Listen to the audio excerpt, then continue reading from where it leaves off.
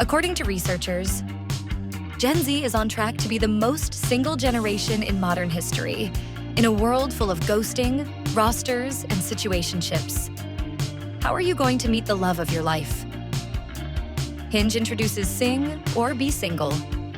Through this new app feature, let's write a song, where your match is your muse. Incorporate your voice. Pick the genre. Sing or be single. To spread the word about our new app feature, we put up billboards and posted on Instagram.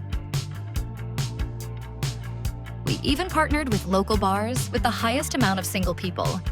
This mic will be set up at our Sing or Be Single mixer, where attendees will be encouraged to sing to their muse. Make a move, give us your best ballad, sing, or be single. The results were astounding.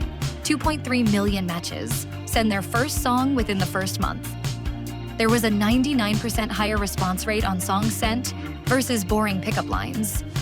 Sing or Be Single went viral on TikTok, with recipients responding to their songs and ranking matches by best lyrics. Hinge saw a 31% lift in first message send rate among users. Sing or Be Single, try the new feature today on Hinge. Download Hinge if you haven't already.